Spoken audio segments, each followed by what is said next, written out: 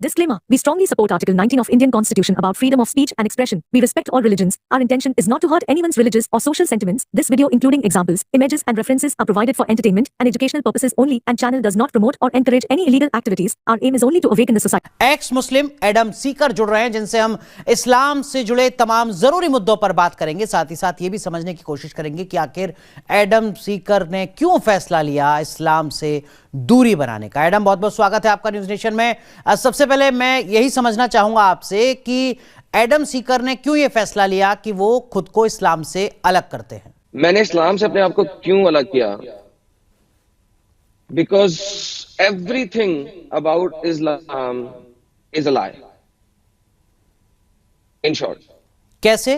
कुछ थोड़ा आप डिटेल में अगर समझा सकें दर्शकों को। से ताल्लुक रखता हूँ, पाकिस्तान में सुन्नी फैमिली से ताल्लुक रखता था मैं, और पाकिस्तान से जब बाहर निकला तो कुछ चीजें, एक जिसे कहते हैं ना कुएं के मेंढक को बाहर दुनिया पता लगी कि दुनिया बहुत वसी है, तो इवेंचुअली देखने पे नजर आया कि कुरान और हदीस को किसी भी एंगल से आप पकड़ लें तो ना तो वो मॉरलिटीज के ऊपर पूरा उतरेगा, और एट द सेम टाइम उसमें आपको चोरी का माल मिलेगा। चोरी का माल मतलब? फॉर एग्जाम्पल, एग्जैक्टली, सो कुरान और हदीस आपको बताती है पुल सरात के बारे में। पुल सरात ब्रिज शिवांट एक ब्रिज है ज़ोरास्ट्रियनिज्म में, वहां से लिया गया। आपको चंद नबियों के नाम मिलते हैं। इब्राहिम का नाम आपने बहुत सुना होगा, और इंडिया में एक बड़ा कॉमन फ्रेज कहा जाता है, ऑल थ्री अब्राहमिक रिलीजन्स। ये चोरी का माल लिया गया जी। मूसा चोरी का लिया गया। 22 नबियों के नाम जो दिए गए कुरान के अंदर, वो सारे के सारे चोरी के हैं। इस्लाम का पहला किबला चोरी का है। इस्लाम का दूसरा किबला वो वहां के काफिरीन और मुशरिकीन मक्का का था, वो चोरी का है। कुरान के अंदर आप किसी भी एंगल से चीजों को पकड़ें, यू विल रियलाइज कि नंबर 1 वो तो चोरी का माल है, और नंबर 2 कुरान में जो चीजें लिखी हुई हैं जी, वो सपोजिटली अल्लाह ने दुनिया को बनाने से पहले लिख दिया था। ठीक है एडम एक एक करके बात करते हैं। माफ कीजिए, मैं आपको रोक रहा हूं। आपने कहा कि काफी कुछ इस्लाम में चोरी का माल है। ये भी तो हो सकता है कि वो किसी दूसरे रिलीजन से इंस्पायर्ड चीजें हो, अच्छी चीजें हो, जिन्हें अपने मजहब में शामिल किया गया हो एक अच्छी नेक नियत के साथ। Perfect, that's a good question. अब अगर चलें आप इसी पे ले लें, मूसा की बात लेते हैं। इंडिया में हलाला नाम से कोई एक चीज होगी जो आपने सुनी होगी जी, कि अगर एक औरत को तलाक दे दी जाए तो उसका खावंद तब तक उससे शादी नहीं कर सकता जब तक वो किसी और के साथ शादी करके सेक्स ना करे और तलाक ना ले जी। अच्छा, अब अगर ये मूसा को इन्होंने चोरी किया तो मोज़ाइक लॉ के अंदर लिखा हुआ है कि ये करना एबॉमिनेशन है, कभी नहीं हो सकता। अगर तुम अपनी बीवी को तलाक दो तो तुम उससे दोबारा शादी कर सकते हो, लेकिन अगर वो किसी दूसरे की बीवी बन जाए और तब वो उसको तलाक दे दे तो तुम उसे वापस नहीं ले सकते। ठीक, क्यों? क्योंकि इससे दुनिया में एडल्टरी फैलेगी। कुरान ने इस चीज को हलाल कर दिया। सूरह बकरा आयत नंबर 228 से लेकर 230। अब मुझे बताइए कि अगर आप चोरी का माल भी अच्छे और एहसन तरीके से ले लो तो मसला नहीं है। अब पुल सिरात की अगर आप बात करते हैं, चैप्टर नंबर 19 ऑफ कुरान के अंदर वर्स नंबर 70, 71, 72, अल्लाह कहता है कोई इसमें से उससे नहीं गुजर सकता है, पुल सिरात से नहीं गुजर सकता जब तक वो नीचे जहन्नम में गिर ना जाए। और अब अल्लाह जिसको चाहेगा निकाल लेगा। अब ज़ोरास्ट्रियन के ब्रिज शिवान is altogether a concept जिसके ऊपर से आपने गुजरना है to achieve the final destination, लेकिन हर कोई उससे गिर नहीं रहा। सो अच्छे तरीके से लेना इज डिफरेंट, ठीक है, और लेके कहना ये तो हमारा ही है इज डिफरेंट। बिल्कुल ठीक है। अल्लाह का कह देना कि जी। आदम भी मैंने बनाया, मूसा को भी मैंने ही दी सब कुछ, और फिर उसके अंदर से अपनी मर्जी से जो मर्जी मॉडिफाई कर देना, इसको सर अंग्रेजी है। टर्म में कहा जाता है डेरोगेटराइज्ड कॉपी पेस्ट। ठीक है एडम, मैं कुछ चीजें और आपसे समझना चाहूंगा सरल शब्दों में, ताकि जो लोग आपको सुन रहे हैं वो और बेहतर तरीके से इस्लाम को समझ सकें। आपने जितना पढ़ा, इस्लाम को समझा, क्या इस्लाम वायलेंस को बढ़ाता है, वॉर को बढ़ाता है पीस के मुकाबले, या पीस पर फोकस करता है? अगर आप एक मुसलमान हैं तो आपका पहला फर्ज क्या होगा, वायलेंस को आगे बढ़ाना या पीस को आगे बढ़ाना? सर मेरे मुताबिक मैंने अपने चैनल के ऊपर एडम सीकर उर्दू के ऊपर काफी स्ट्रीम्स की हैं इस सिलसिले के अंदर। इस्लाम का purpose is to spread Islam. जिहाद की कुरान के अंदर 73 आयात मौजूद है जी। Not just one, not just two, but 73। जी। अब प्रॉब्लम ये आती है कि उन 73 आयात में हमारे प्यारे मोमिनीन और मोमिनात, मुस्लिमीन और मुस्लिमात जलेबी बनाने की कोशिश करते हैं कि ये ईमान से जिहाद है, दिल से जिहाद है।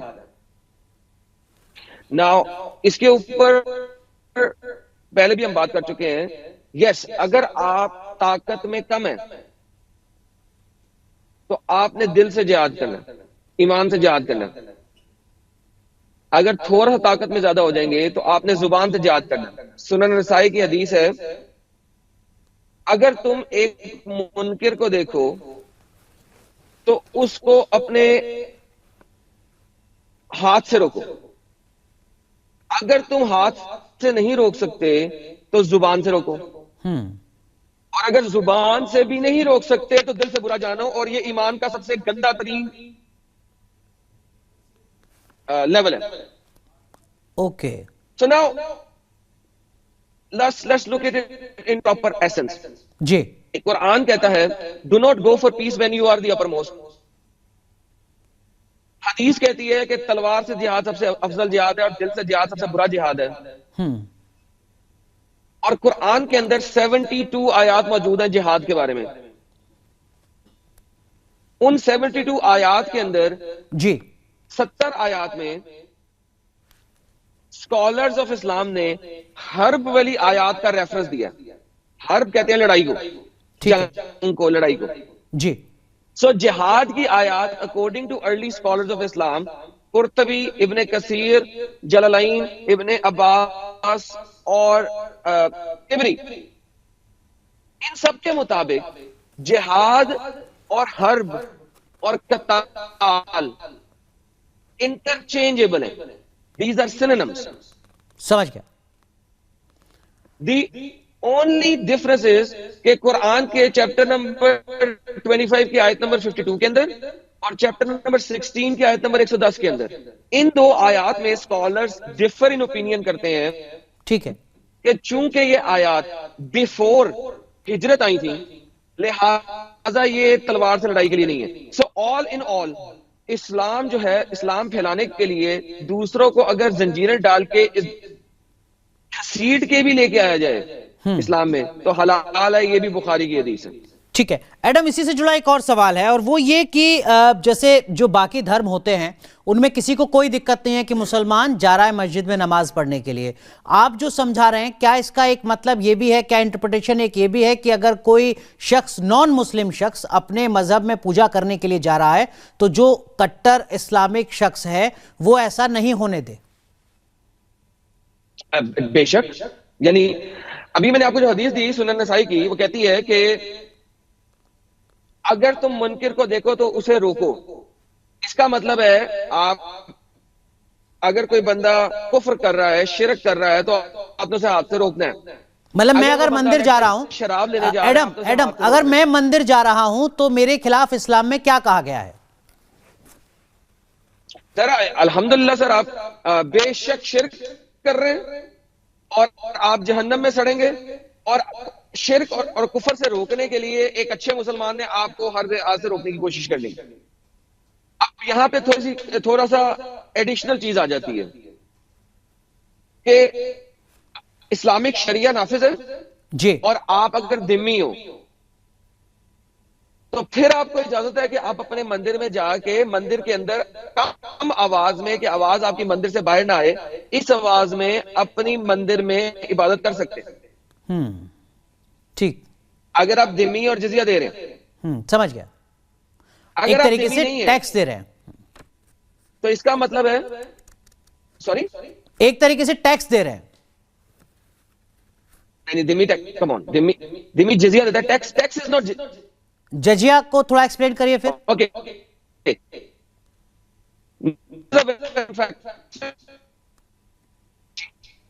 जो टैक्स होता है वो after a certain amount of money, some percentage के तौर पे on top of additional money दिया जाता है। फॉर एग्जांपल, अगर आप साल भर में 5 लाख इंडियन रुपीस कमाते हैं तो आपके ऊपर टैक्स नहीं है। ठीक है। जब आप 6 लाख कमाएंगे तो एडिशनल 1 लाख के बिल्कुल, ऊपर आप एक बिल्कुल। सर्टेन परसेंटेज ऑफ टैक्स देंगे। अच्छा, नाउ लेट्स लुक इनटू जिजिया। हर नॉन मुस्लिम एडल्ट पर फर्ज है जिजिया, नो मैटर वो कितना कमा रहा है। अब इसकी एग्जांपल ऐसे लेते हैं कि धारावी के अंदर एक गरीब बंदा रहता है जो मुसलमान है, उसके साथ वाली दीवार में एक गरीब बंदा रहता है जो कि एक हिंदू है, उसके साथ एक क्रिश्चियन है, उसके साथ एक सिख है। ठीक है। राइट। अब मुसलमान जो है, वो जो मुसलमान बंदा धारावी में रहने वाला, वो जी। उसको ज़कात देगा, एनुअल ज़कात, हाँ। क्योंकि वो गरीब है और एक सर्टेन ब्रैकेट से नीचे है। लेकिन उसके साथ वाला हिंदू, सिख, क्रिश्चियन, जैन, वो भी उसी तनख्वाह में है, उसी इलाके में है, लेकिन वो जिजिया देंगे। ना सिर्फ वो अडल्ट बाप अपना जिजिया देगा, बल्कि अपने हर बेटे जो कि 11 साल से बड़ा है, उसके लिए भी जिजिया देगा।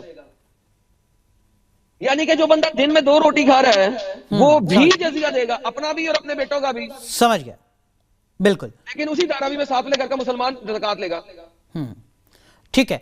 एडम, एक चीज और मैं आपसे जानना चाहूंगा, जितना आपने इस्लाम को पढ़ा है, इस्लाम के मुताबिक जो गैर मुस्लिम हैं उनके साथ क्या होना चाहिए, जिनको हम एक शब्द काफिर का इस्तेमाल होता है, काफिर के लिए क्या प्रोविजन है इस्लाम के मुताबिक? सर, वंस अगेन, यही काफिर is all of them, Hindu, Christian, Sikh, ईसाई, जैन, एथियस्ट, सारे दे आर ऑल काफिर। एनीबॉडी हु इज अ मुनकरे अल्लाह एंड मुनकरे मोहम्मद इज अ काफिर, फुल स्टॉप। तो उसी के बारे में बता रहे थे कि वो काफिर अगर जिजिया दे रहा है तो वो अपने उस जगह पे जाके, मंदिर में जाके, अंदर रह के, ऊंची आवाज में नहीं, गली बाजार में नहीं, अंदर रह के जो करना चाहे कर सकता है, बाहर नहीं कर सकता, मेन रोड पे नहीं कर सकता, अपने घर के अंदर करे और वहां करे और जिजिया देता रहे। हाँ, जब जिजिया नहीं देगा उसको हंटर पड़ेंगे, 100 कोरे पड़ेंगे। Now let's come to the point where अब आप जिजिया नहीं दे रहे, आप किसी ऐसी कंट्री में हो, तो भाई फर्स्ट 600 years ऑफ इस्लाम, जिसको गोल्डन पीरियड ऑफ इस्लाम कहते हैं, उसमें हुआ क्या था? उसमें मुसलमान इन दारुल हर्ब में गए थे, इन काफिरों के देशों में गए थे, इन पे अटैक किया था, इनको 3 ऑप्शंस दी थी, इस्लाम कबूल कर लो, या हमें कबूल कर लो अपना मास्टर और हमें जिजिया दो, फहुम जागिरून, जलील होकर, या आजो लड़ाई करो, या तुम है नहीं या हम है नहीं। So this is the reality. अच्छा, अब आजकल क्या होता है?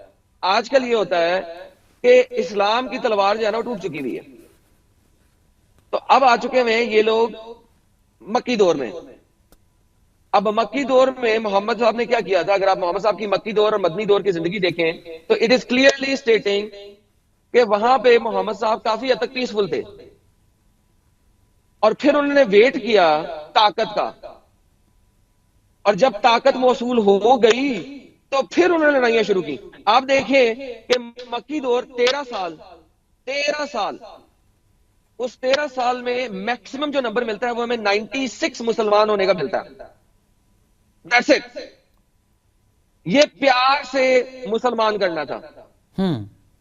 अब आ जाए आप मदनी दौर में, हिजरत कर ली जी। हिजरत के बाद हमारे प्यारे नबी जो है सिर्फ 9 साल जिंदा रहे। 49 बैटल्स की, आप 9 साल को डिवाइड करें 49 के ऊपर, पता लगे कितने बिल्कुल, बैटल्स हैं? हर बिल्कुल, 2 महीने में 1.25 बैटल। हाँ, और जब 8 साल के बाद दोबारा फतह मक्का के लिए आए तो 10,000 सहाबी लेके आ गए। कैसे? माले गनीमत। आपके कुरान में आयत है चैप्टर नंबर 8 जिसका नाम है माले गनीमत, यानी कि लूट का माल। उसको बांटना कैसे है? लूट के माल में क्या क्या शामिल है? काफिरों की औरतें, माल, लैंड, तीनों चीजें। जर जन जमीन। पंजाब में एक कहावत बोली जाती है, एक मर्द के लिए सबसे बड़ी आजमाइश जर जन और जमीन है। ये 3 जी। चीजें दी हमारे प्यारे नबी ने। ठीक। आपने अभी महिलाओं की बात की, औरतों की बात की। जितना आपने पढ़ा है उसके हिसाब से क्या इस्लाम में महिलाओं को इक्वलिटी दी जाती है या बहुत ज्यादा डिस्क्रिमिनेटरी प्रोविजंस हैं? आप मुस्कुरा रहे हैं मेरे सवाल पर। सर मुस्कुरा इसलिए रहा हूं कि आपने सवाल ही ऐसा कर दिया। सर कोई एक प्रोविजन तो पता लगे ना। आज तक जब हम कहते हैं कि महिला को कोई प्रोविजन दी कि नहीं दी, तो हमारे पास सबसे इंपॉर्टेंट क्या चीजें आती हैं? और इनहेरिटेंस। किसी और मजहब में दिखा दो इनहेरिटेंस। हाँ, इस्लाम ने इनहेरिटेंस दी। अच्छा जी, कम दी से ज्यादा दी तो सही। लाइक आपका म्यार क्या आ रहा है कि जी कम दी या ज्यादा दी तो सही। उसके अलावा क्या है? समझ गया। What is there? एक कुरान, सबसे इंपॉर्टेंट चीज आप समझिए, कुरान चैप्टर नंबर 4 आयत नंबर 34। एक मर्द अपनी बीवी को मार सकता है, और उसको मारो। क्यों? क्योंकि तुम्हें शक है कि वो तुम्हारा कहना नहीं मान रही। इसी आयत की तफसीर के अंदर दुर्र मंसूर वो लिखते हैं, एक रवायत प्रेजेंट करते हैं कि एक औरत को उसके खावंद ने कहा कि मैं जिहाद पे जा रहा हूं, तुमने बालाई मंजिल से यानी कि फर्स्ट फ्लोर से ग्राउंड फ्लोर पे नहीं आना। ग्राउंड फ्लोर पे उसी औरत का बाप रह रहा था जी। वो बीमार हो गया।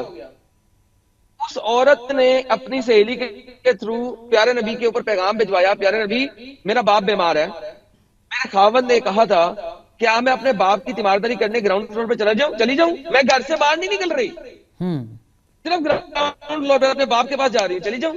प्यारे नबी ने कहा ना, जो खावंद ने कहा उसे पूरा कर। बाप बीमारी के बाद मर गया। उसने फिर पैगाम भिजवाया, मैं अपने बाप का आखिरी दीदार कर लूं? प्यारे नबी ने कहा ना, नहीं, जो खावंद ने कहा उस पर अमल कर। और फिर प्यारे नबी ने कहा तेरे अमल करने की वजह से तेरा बाप जन्नत में है। अब जन्नत तो ना तो उस लड़की ने देखी, ना उसके खावंद ने, उसके बाप ने देखी। हाँ, लेकिन अगर वो तीमारदारी कर लेती उसका बाप बच ना जाता शायद। ठीक है, वैलिड पॉइंट। एक चीज और मैं आखिर में एडम आपसे पूछना चाहूंगा, वो ये कि आपके मुताबिक जो आपने पढ़ा इस्लाम को, इस्लाम में देश बड़ा होता है, मुल्क बड़ा होता है या कुरान बड़ी होती है? कुरान एब्सोल्युटली। देश तो होता ही नहीं इस्लाम में। इस्लाम में देश किसने कहा? इस्लाम के अंदर पूरी दुनिया ही अल्लाह का देश है। दारुल इस्लाम, दारुल हर्ब, 2 देश है पूरी दुनिया में। दो नहीं, मतलब जैसे हिंदुस्तान में, भारत में, इंडिया में जो मुसलमान रहते हैं उनके लिए इस्लाम की नजर से पहले क्या है? इंडिया का कॉन्स्टिट्यूशन या कुरान? कुरान। इंडिया पे तो इवेंचुअली गजवा हिंद होना है भाई। इंडिया ने इवेंचुअली इस्लाम में दाखिल होना है, वरना क़यामत नहीं आनी। ये तो मोहम्मद के हदीसों में लिखा हुआ है।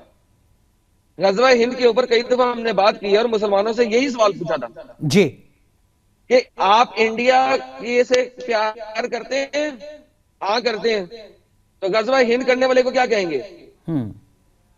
तो फिर वो कहते हैं नहीं जी वो इस्लाम और ये और वो, और बड़ी बड़ी जलेबियां आती है। But at the end of the day भाईजान, इंडिया इज अ कंट्री जो कि एक काफिर कंट्री है। काफिर मतलब? ये दारुल हर्ब है। एडम थोड़ा काफिर को समझाइए, काफिर का मतलब क्या होता है, और गजवाए हिंद को भी समझा दीजिए। कुफर करने वाले, कुफर, वो कुफर इनकारी हैं, मोहम्मद और अल्लाह की टीचिंग के अनकारी हैं।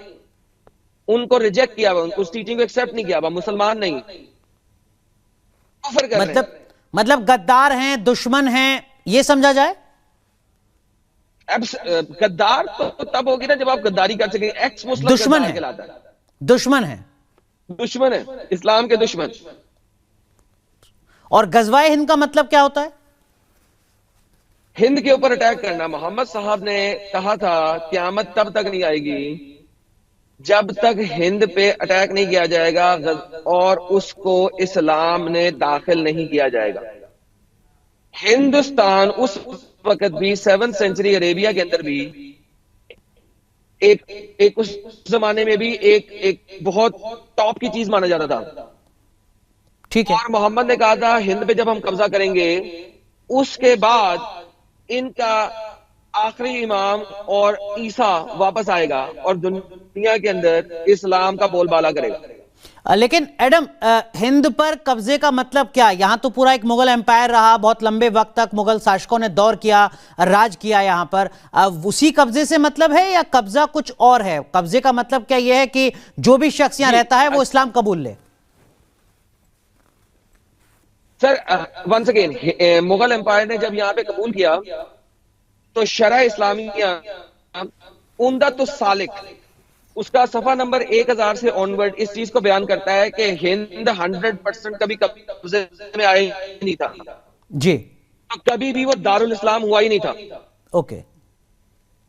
दारुल इस्लाम होने का मतलब है कि इस्लाम का कानून यहां पे नाफिज हो, जो मुसलमान नहीं है वो जिजिया दे और वो ओपनली कोई भी नॉन मुस्लिम काम नहीं कर सकता। So India was never conquered. It was conquered in parts. Number one. Number two, India में कभी भी फुल शरिया नाफिज नहीं था। इसी वजह से there are certain people who are of the opinion के गजवा हिंद हो चुका है, लेकिन उनको रिजेक्ट करने वाले ज्यादा हैं। ठीक है। क्योंकि वो इमाम शाफी की इस शरह को सामने रख के बताते हैं कि भाईजान नेवर इट वाज। ठीक, तो आप कह रहे हैं कि गजवाए हिंद का मतलब पूरे हिंदुस्तान पर इस्लाम का राज, कुरान का राज, शरिया का राज, और जो भी उसको ना माने उसके खिलाफ सजा, जिसको इस्लाम में काफिर कहा जाता है, एक तरीके से दुश्मन उसको माना जाता है। आखिरी सवाल एडम सीकर आपसे, आपने जब इस्लाम को छोड़ा तब से लेकर अब तक की जर्नी किस तरीके की रही है? खासकर आपको थ्रेट्स बहुत ज्यादा मिलती होंगी, हम देख रहे हैं आप अपनी पहचान छुपाने के लिए मजबूर हैं, बहुत ज्यादा खतरा आपके ऊपर? सर थ्रेट्स तो हमें रोज मिलती हैं हमारे चैनल पे, और अभी पिछले हफ्ते दोबारा से थ्रेट मिलती है। Threats are so common and because क्योंकि मोहम्मद साहब की हदीस आ गई ना, मन बदला दीनहु फक्तलू, जो अपना दीन छोड़ दे उसको कत्ल कर दो। कत्ल कर दो। अब ना हमारे कत्ल कर दो, ठीक है। और फिर दूसरी हदीस आती है मोहम्मद साहब की कि किसी भी मुसलमान को कत्ल नहीं किया जा सकता एक्सेप्ट फॉर 3 थिंग्स। कत्ल के बदले में, कत्ल के तौर पे, कसास के तौर पे, क्या उसने शादीशुदा होकर एडल्टरी की है उस वजह से, या अगर वो अपना दीन छोड़ दे। तो ये हर शरह इस्लामिया के अंदर, सब फिका के अंदर यूनानिमसली एग्रीड है कि एक एक्स मुस्लिम को मार देना है। सिर्फ ये है कि किसी ने कहा है 3 महीने का टाइम दे दो, किसी ने कहा 3 हफ्ते का टाइम दे दो, किसी ने कहा नहीं यार कुछ एक्स्ट्रा टाइम दे दो, समझाओ बुझाओ उसे। लेकिन जो हमारे तरीके से सामने खड़ा होकर बताता है यार इस्लाम में ये बुराई है, ये लिखा हुआ है, ये लिखा हुआ है, मानो इसको, ये जो लिखा हुआ है ये बुराई है, उसको कत्ल ना करने की किसी भी इस्लामिक शरह के अंदर कोई भी हुज्जत नहीं है। कुरान और हदीस को किसी भी एंगल से आप पकड़ लें तो ना तो वो मोरालिटीज के ऊपर पूरा उतरेगा, और एट द सेम टाइम उसमें आपको चोरी का माल मिलेगा। चोरी का माल मतलब? फॉर एग्जाम्पल, एग्जैक्टली, सो कुरान और हदीस आपको बताती है पुल सरात के बारे में। पुल सरात ब्रिज शिवांट एक ब्रिज है ज़ोरास्ट्रियनिज्म में, वहां से लिया गया। आपको चंद नबियों के नाम मिलते हैं। इब्राहिम का नाम आपने बहुत सुना होगा, और इंडिया में एक बड़ा कॉमन फ्रेज कहा जाता है ऑल 3 अब्राहमिक रिलीजन्स। ये चोरी का माल लिया गया जी। मूसा चोरी का लिया गया, 22 नबियों के नाम जो दिए गए कुरान के अंदर, वो सारे के सारे चोरी के हैं। इस्लाम का ठीक है। पहला किबला चोरी का है। इस्लाम का दूसरा किबला वो वहां के काफिरीन और मुशरिकीन मक्का का था, वो चोरी का है। कुरान के अंदर आप किसी भी एंगल से चीजों को पकड़ें, जी यू विल रियलाइज कि नंबर 1 वो तो चोरी का माल है, और नंबर ठीक। 2 कुरान में जो चीजें लिखी हुई हैं जी वो सपोजिटली अल्लाह ने दुनिया को बनाने से पहले लिख दिया था। ठीक है। एडम एडम एक एक करके और बात वो- करते हैं। माफ कीजिए, मैं आपको रोक रहा हूं। आपने कहा कि काफी कुछ इस्लाम में चोरी का माल है। ये भी तो हो सकता है कि वो किसी दूसरे रिलीजन से इंस्पायर्ड चीजें हों, अच्छी चीजें हों, जिन्हें अपने मजहब में शामिल किया गया हो एक अच्छी नेक नियत के साथ। Perfect, that's a good question. अब अगर चले आप इसी पे ले लें, मूसा की बात लेते हैं। इंडिया में हलाला नाम से कोई एक चीज होगी जो आपने सुनी होगी, जी कि अगर एक औरत को तलाक दे दी जाए तो उसका खावंद तब तक उससे शादी नहीं कर सकता जब तक वो किसी और के साथ शादी करके सेक्स ना करे और तलाक ना ले। जी अच्छा, अब अगर ये मूसा को इन्होंने चोरी किया तो मोज़ाइक लॉ के अंदर लिखा हुआ है कि ये करना एबॉमिनेशन है, कभी नहीं हो सकता। अगर तुम अपनी बीवी को तलाक दो तो तुम उससे दोबारा शादी कर सकते हो, लेकिन अगर वो किसी दूसरे की बीवी बन जाए और तब वो उसको तलाक दे दे तो तुम उसे वापस नहीं ले सकते। ठीक। क्यों? क्योंकि इससे दुनिया में एडल्ट्री फैलेगी। कुरान ने इस चीज को हलाल कर दिया। सूरह बकरा आयत नंबर 228 से लेकर 230। ठीक अब मुझे बताइए कि अगर आप चोरी का माल भी अच्छे और एहसन तरीके से ले लो तो मसला नहीं है। अब समझ कुल गया। सिरात की अगर आप बात करते हैं, चैप्टर नंबर 19 ऑफ कुरान के अंदर वर्स नंबर 70, 71, 72, अल्लाह कहता है कोई इसमें से नहीं, उससे नहीं गुजर सकता है, कुल सिरात से नहीं गुजर सकता जब तक वो नीचे जहन्नम में गिर ना जाए। और अब अल्लाह जिसको चाहेगा निकाल लेगा। अब ज़ोरास्ट्रियन के ब्रिज शिवान is altogether a concept जिसके ऊपर से आपने गुजरना है to achieve the final destination, लेकिन हर कोई उससे गिर नहीं रहा। सो अच्छे तरीके से लेना इज डिफरेंट, ठीक है। और लेके कहना ये तो हमारा ही है इज डिफरेंट। बिल्कुल ठीक है। अल्लाह का कह देना कि आदम भी मैंने बनाया, मूसा को भी मैंने ही दी सब कुछ, और फिर उसके अंदर से अपनी मर्जी से जो मर्जी मॉडिफाई कर देना, इसको सर अंग्रेजी टर्म में कहा जाता है डेरोगेटराइज्ड कॉपी पेस्ट।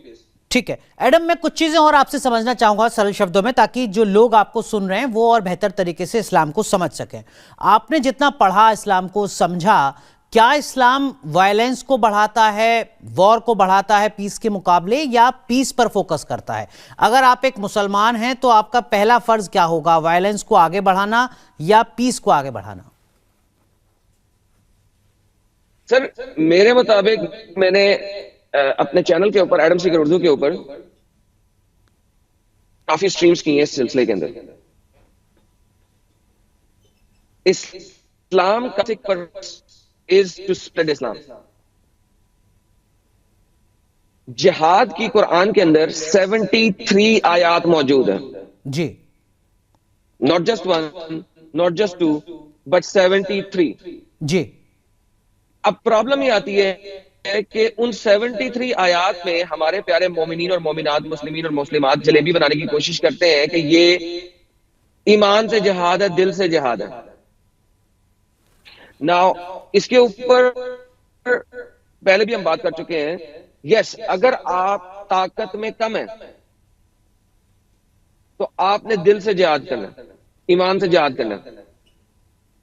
अगर थोड़ा ताकत में ज्यादा हो जाएंगे तो आपने जुबान से जिहाद करना। सुनन नसाई की हदीस है, अगर तुम एक मुनकिर को देखो तो उसको अपने हाथ से रोको, अगर तुम हाथ से नहीं रोक सकते तो जुबान से रोको, और और अगर जुबान से भी नहीं रोक सकते तो दिल से बुरा जानो, और ये ईमान का सबसे गंदा तरीन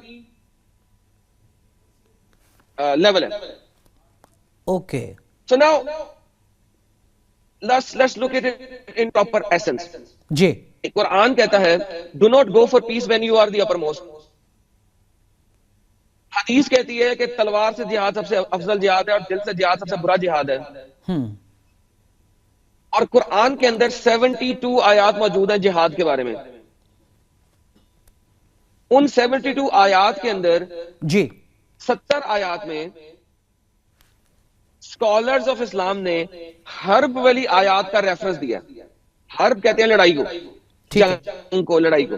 जी, सो जिहाद की आयात according to early scholars of Islam, Qurtubi, Ibn Kathir, Jalalayn, Ibn Abbas और तिबरी, इन सब के मुताबिक जिहाद और हर्ब और कताल इंटरचेंजेबल है।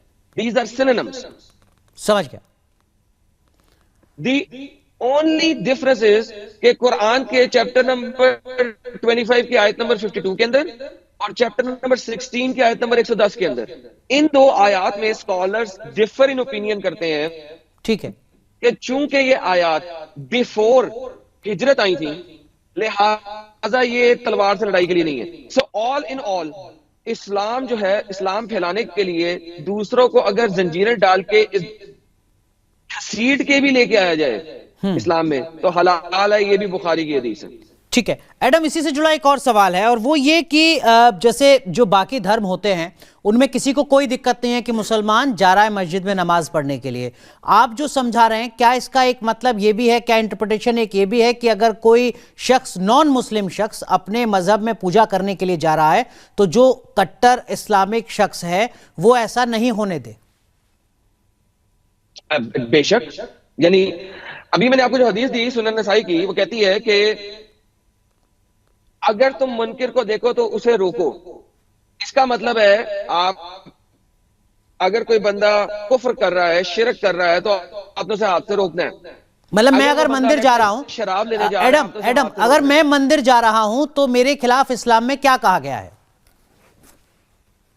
सर अल्हम्दुलिल्लाह सर, आप बेशक शिरक कर रहे हैं और आप जहन्नम में सड़ेंगे। और शिरक और कुफर से रोकने के लिए एक अच्छे मुसलमान ने आपको हर हाथ से रोकने की कोशिश करनी। अब यहां पे थोड़ा सा एडिशनल चीज आ जाती है कि इस्लामिक शरिया नाफिज है जी, और आप अगर दिम्मी हो तो फिर आपको इजाजत है कि आप अपने मंदिर में जाके मंदिर के अंदर कम आवाज में, कि आवाज आपकी मंदिर से बाहर ना आए, इस आवाज में अपनी मंदिर में इबादत कर सकते हैं। ठीक, अगर आप दिम्मी और जिजिया दे रहे हैं, समझ गया, अगर एक आप तरीके दिम्मी से नहीं है, टैक्स दे रहे हैं, तो इसका मतलब है, सॉरी, एक तरीके से टैक्स दे रहे हैं। नहीं, दिम्मी टैक्स, कम ऑन, दिम्मी जिजिया देता है, टैक्स इज नॉट। जजिया को थोड़ा एक्सप्लेन करिए फिर। ओके,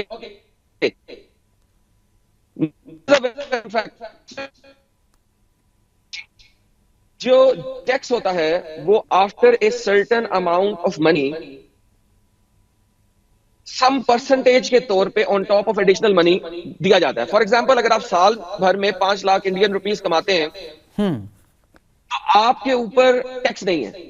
ठीक है, जब आप 6 लाख कमाएंगे तो एडिशनल 1 लाख के ऊपर आप एक सर्टेन परसेंटेज ऑफ टैक्स देंगे। अच्छा, नाउ लेट्स लुक इनटू जिजिया। हर नॉन मुस्लिम एडल्ट पर फर्ज है जिजिया, नो मैटर वो कितना कमा रहा है। अब इसकी एग्जांपल ऐसे लेते हैं कि धारावी के अंदर एक गरीब बंदा रहता है जो मुसलमान है, उसके साथ वाली दीवार में एक गरीब बंदा रहता है जो कि एक हिंदू है, उसके साथ एक क्रिश्चियन है, उसके साथ एक सिख है। ठीक है, राइट। अब मुसलमान जो है, वो जो मुसलमान बंदा धारावी में रहने वाला, वो उसको ज़कात देगा, एनुअल ज़कात, हाँ, क्योंकि वो गरीब है और एक सर्टेन ब्रैकेट से नीचे है। लेकिन उसके साथ वाला हिंदू, सिख, क्रिश्चियन, जैन, वो भी उसी तनख्वाह में है, उसी इलाके में है, लेकिन वो जिजिया देंगे, ना सिर्फ वो अडल्ट बाप अपना जिजिया देगा, बल्कि अपने हर बेटे जो कि 11 साल से बड़ा है उसके लिए भी जिजिया देगा। यानी कि जो बंदा दिन में 2 रोटी खा रहा है वो भी जिजिया देगा, अपना भी और अपने बेटों का भी। समझ गया, बिल्कुल। लेकिन उसी धारावी में 7 लेकर का मुसलमान ज़कात लेगा। ठीक है।